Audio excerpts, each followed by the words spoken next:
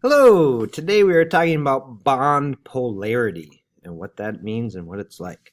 So, as we get into this, we can think about a little bit of review, our strongest and weakest types here. If we drew out the electron dot structure on some of these, give that a try for H2O2 and C2H2 and what shape is the molecule pH3. Give it a try, quick. Oh yeah, the strongest type of covalent bond would be a triple bond, of course. The weakest would be a single bond. And so we'll work on that. But then our electron dot structure. So we're going to have oxygen's going to need two bonds. So we're going to have an H, and then an O, and then another O, and then an H. And all will be single bonded. We have a couple of unshared pairs on each oxygen in order to make that work. And then C2H2, that's going to end up being a triple bond between the two carbons with a hydrogen on each side for that. And no unshared pairs on that. Finally, the shape of the pH3 molecule. So we're going to single bond 3 hydrogens, and then we'll have a unshared pair on top, and that's going to make it trigonal pyramidal. The unshared pair is going to push those hydrogens down out of the plane. So when we talk about polarity, we're talking about electron sharing, because this is a covalent bond, right? And sharing. Now, I don't know how many of you have siblings, but I have a sibling, and I have 2 children who are siblings. And I know that sharing doesn't always be perfectly even. That in fact, sometimes the stronger, maybe older sibling can dominate the sharing, or sometimes maybe the younger sibling cries a lot and they get what they want. That was me. Anyway, it's not always even. It's kind of a fight over the toys or whatever kind of thing is going on. Sharing is caring, but reality sharing sometimes looks more like a tug of war. And so in a nonpolar covalent, what we mean is that electrons are shared equally. Not polar would mean it's completely even. So if you have a nitrogen and a nitrogen, they're equal strength. They're going to pull those shared electrons equally. And so this would be nonpolar. Polar would mean that one of the atoms is a little bit stronger. And by stronger, what I really mean is more electronegative.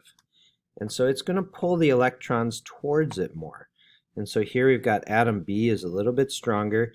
It's going to hog the electrons a little bit. And so that side's going to be slightly negative. The other side then doesn't have as much access to the electrons, and so it's going to be slightly positive. We're not talking about a full positive or full negative charge here. This is not ionic. It's not gaining or losing electrons. It's an uneven sharing. They're still being shared, just not super evenly, which means that this side of the molecule is a little bit more positive, and this side is a little bit more negative. And the way that's shown is by kind of putting a plus here with the arrow going through, pointing in the direction of the negative. So again, we're thinking about the difference in electronegativity between the two, or the difference in the strength, how hard they pull. So if it's 0 to like 0.4, just under that, we're going to call it nonpolar. They're basically equal at sharing. And so if we have a diatomic, 2 of the same element, then they're equal. And so that would be 0 difference. If they're 0.4 to about 1, we'll call that moderately polar. So things like hydrogen and chlorine. Chlorine is more electronegative of that. So we're going to put the plus on the hydrogen side and put an arrow towards the chlorine, and so that means chlorine's the more negative side, and so that's the difference in electronegativity. If it's between 1 and 2, we're going to say it's very polar, so that's like hydrogen to fluorine, the difference of 1.9 there. And then finally, if it's greater than 2, it's not even sharing anymore. Like, that's just straight up taking the electron. And so that's ionic, is giving and taking. If it's more than that, so sodium and chlorine, that's a 2.1 difference. Sodium is giving the electron up, chlorine is taking it, and so we can think about that. You're not going to have to memorize the electronegativities. We'll give you that chart so that you can compare them. And so when we say difference, I literally mean like subtract the mathematical difference between them. So another way to write this is sometimes we put this little delta sign. Delta is a Greek letter. Kind of looks, I think it looks kind of like a little cherry or something, or kind of a D that's got a little bit of a squiggle on the top there with a line across it. Delta, and that means partial. It's not a full positive charge because we're not giving the electron away. It's not to an ionic level. We're talking about polarity, polar covalent. So it's just not shared equally. So it's partially positive on the hydrogen. It's partially negative on the chlorine. And because chlorine is the more electronegative one, that's the one that's going to have the partial negative. Because again, electrons are negative. So we can write that two different ways: partial positive, partial negative, or the plus sign with the arrow going towards the negative. Arrow points towards the more electronegative side. So for water, we could look at that again. So the bond between oxygen and hydrogen is polar because oxygen is more electronegative.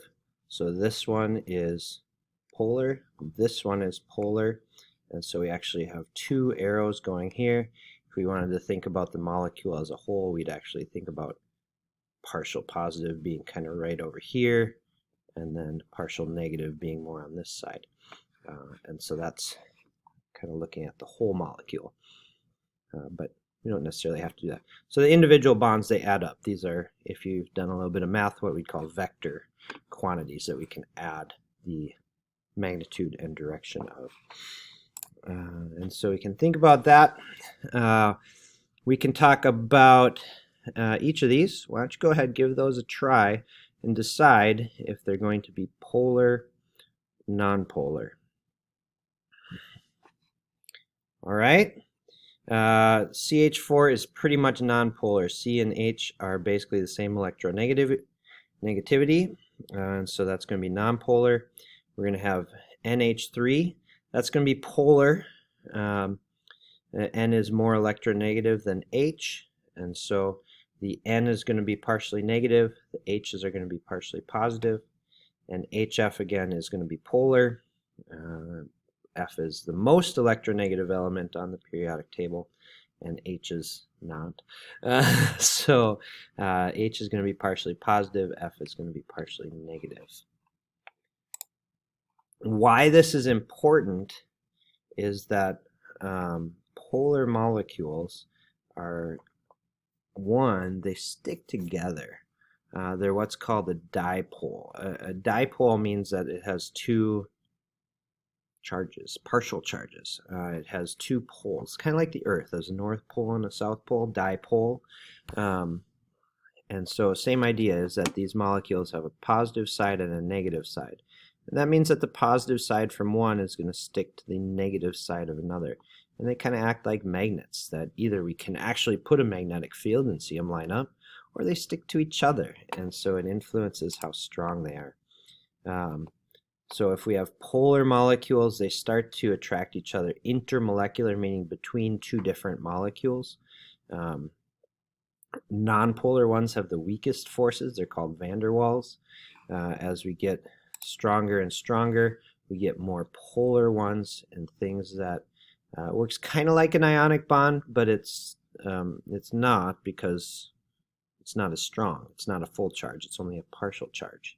And so not as strong as a bond. We don't call it, well, sometimes we use the word bond. The London dispersion forces are the weakest. Those are found on everything. And then a little bit bigger, if we have a polar molecule, it's called a hydrogen bond, which maybe you've heard of in biology or other things. Hydrogen bond is the negative side of one polar molecule. to the positive side of another very polar molecule. In order to be a hydrogen bond, you have to have a covalent bond with nitrogen, oxygen, or fluorine bonded to hydrogen. So here oxygen is covalently bonded to hydrogen, which allows a hydrogen bond between this hydrogen and this oxygen. So the hydrogen bond is between molecules. And it happens when hydrogen is covalently bonded to one of these molecules, one of those atoms. One of the main ways we see that's the same hydrogen bond. If you remember DNA, the two strands of DNA are held together by hydrogen bonds between the bases A and T, G and C. Hydrogen bond is what holds those together on those bases. So they're kind of important to life if we think about those kind of things. So as we look at kind of an overview of all this,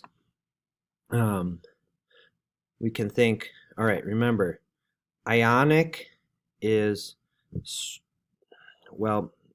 greater than covalent, sort of. The ionic bond itself is not stronger, but because there are more of them, the ionic crystal has a stronger attraction. Covalent is a strong bond. However, the molecules are not necessarily bonded together. There's just those intermolecular. That's where the polarities come into play. So are the hydrogen atoms bonded to N, O, or F? If they are, then that's hydrogen bonding. If not, then it's a dipole-dipole. So nonpolar would only be dispersion forces. If hydrogen is bonded to N, O, or F, that's going to be a hydrogen bond. Otherwise, we call it a dipole-dipole kind of force. Good luck.